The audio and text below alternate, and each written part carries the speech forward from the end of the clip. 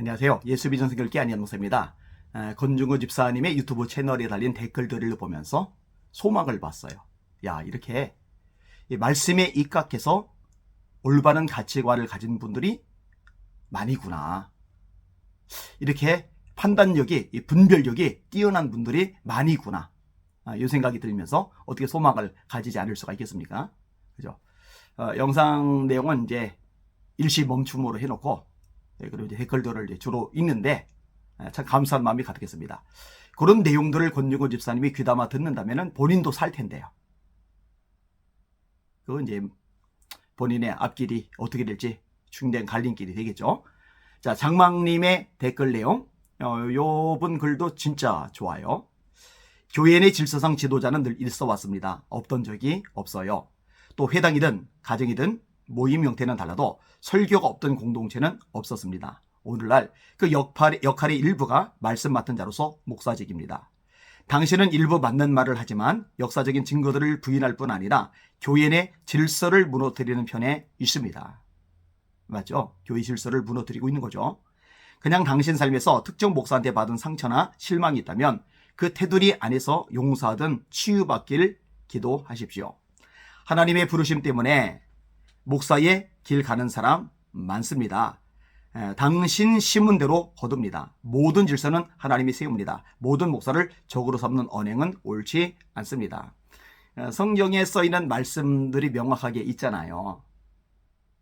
말씀, 가르침을 받는 자는 말씀을 가르치는 자와 모든 좋은 것을 함께하라. 그 누굴 말하는 겁니까? 목회자들 말하는 거죠. 너를 인도하는 자들에게 순종하고 복종하라. 그들은 너희 영혼을 위해서 경성하기를 마치 자신들이 청산할 자인 것 같이 하느니라. 그들로 하여금 기쁨으로 하게 하고 근심으로 하게 하지 말라. 그렇지 않으면 너에게 유익이 없느니라. 목회자들이 필요 없다면 사도들도 필요 없었죠. 예수님이 사도들 뭐하러 부릅니까? 그 대중들, 그들 중에서 일을 해나가면 되잖아요. 자, 빌립 집사님이 사마리아에 가서 엄청난 부흥을 일으켜요. 예루살렘과 이 소식을 듣고 베드로와 요한을 파송을 합니다. 그리고 베드로와 요한이 안수기도 할 때 성령께서 임하시세요. 이런 절차가 왜 필요해요? 그냥 빌립이 가서 다 하면 되잖아요. 목회자 필요 없으면. 빌립이 그냥 기도할 때 성령이 다 임하시면 되잖아요. 목회자 필요 없으면. 그러니까요, 이 권유건 집사님은 성경을 이야기하는데 사실은 성경을 인정하지 않는 거예요. 성경의 권위에 순종하지 않는 거예요. 자기 주장, 자기 나름대로의 개똥 철학이 말씀보다 앞서는 거예요. 이게 심각한 거죠. 스타크 토니라는 분 이렇게 쓰셨어요. 말씀을 들어보면 형제님은 개신교보다는 유대교나 카톨릭의 영성에 훨씬 잘 어울리는 분인 것 같습니다만 애석하게도 카톨릭에서도 신부의 권위가 개신교와 비교할 수 없을 정도로 절대적이죠. 그들의 교리에서 교황은 곧 신이니까요. 목자든 호칭이 중요한 것은 아닌 것 같고 목사라는 제도 자체에 거부감이 있으신 것 같습니다. 사이비 이단인 이재록이 그의 단체에서 목자님이라 불리는 것은 알고 계십니까? 제가 아는 대부분 목사님들은 스스로 높이는 것을 좋아하지 않고 오히려 지극히 겸손하시던데요. 그러니까 스타크톤이 이분 주변에는 겸손한 목사님들이 많으신 거예요. 성김의 목사님들이 많으신 거예요. 유독 권중근 집사님이 겪은 사람들만, 목회자들만 이상한 거예요. 왜 그럴까요? 참 희한하죠? 도대체 어떤 목사들을 만나 오신 건지요? 영적 아비가 되는 것은 분명 쉽지 않지만 부족하지만 일만 스승으로서의 한국교회 목사님들도 충분히 그 역할을 잘하고 계십니다. 목사가 없어도 그만이면 집사권사 다 없어도 그만입니다. 형제님의 의견이면 서로를 모두가 형제로 부르는 새로운 교를 창시하셔야 할 듯합니다. 제가 알기로는 소위 지방교회가 목사가 따로 없는 것으로 알고 있습니다. 혹시 지방교회 성도신지요? 네, 지방교회 성도님은 아니죠. 안타깝게도 목사 지도가 없는 교회로 모인다고 해도 결국 그 안에서도 리더라 불리는 사람이 나타나고 결국 목사와 똑같은 역할과 카리스마, 권위를 가지게 됩니다. 권중원 집사님도 그 몇 안 되는 사람 모아놓고 거기서 지도자 노릇했잖아요. 거기서 말씀 전하는 역할을 했잖아요. 혼자서 묵상하고 나누는 건 괜찮지만 말씀을 전할 수준은 절대로 아니거든요. 근데 그거를 과감하게 막 했잖아요. 그죠?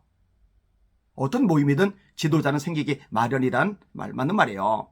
목사 제도 자체가 문제의 본질이 아니라는 말씀입니다.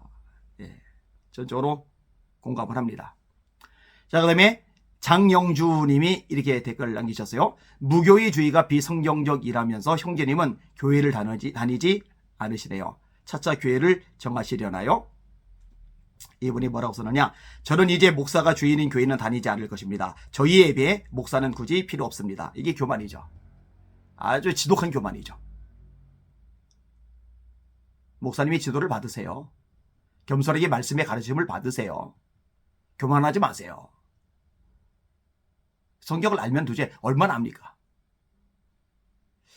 걱정이 됩니다. 걱정이 돼요.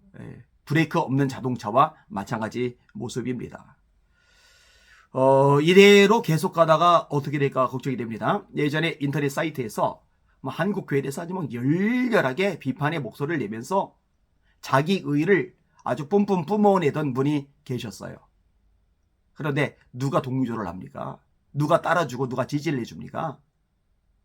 그러니까 이분 마음속에 적개심이 점점 더 커져가는 거예요. 막 진짜 다 썩었다고, 막 다 부패했다고, 다 틀려먹었다고, 막 입에 거품을 벌고 난리를 치는 거예요. 어떻게 되는지 아세요? 이분 결국은요 신앙을 다 떠납니다. 반기독교인이 되세요. 안티기독교인. 나중에는 교회 자체를 매도하는 것으로 멈추지 않고 성경을 매도하고 예수님을 매도하는 데까지 나가요. 완전히 영혼이 망가져 버린 거죠. 제가 볼 때 권중원 집사님도 계속 가면은 그렇게 될 가능성이 있어요. 조심해야 됩니다. 여러 사람들이 사랑으로 이렇게 권면해 줄 때 그때 겸손하게 귀를 기울이고 들으셔야 돼요. 솔로몬이 1000번제를 드립니다. 하나님께서 뭘 줄까라고 물어보실 때 뭐라고 대답하세요? 솔로몬 왕이 뭐라고 대답하십니까? 듣는 마음을 달라고 요청을 하죠. 물론 두 군데가 달라요. 한 곳에는 지혜 달라고 요청을 하고 한 곳은 듣는 마음을 달라고 기도를 해요. 그런데 하나님은요 그걸 지혜로 알아들으세요. 지혜는 뭐냐? 듣는 마음이 지혜예요. 권중원 집사님에게 듣는 마음이 있어야 될 겁니다. 안 그러면은 정말 위험합니다. 부디 말씀으로 돌아오시고 교회 생활 정상적으로 하실 수 있기를 예수님의 이름으로 요청을 드립니다.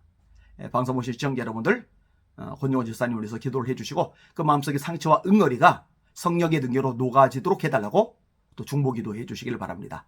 그리고 우리는 교회 생활 잘합시다. 그리고 목회자들 존중합시다.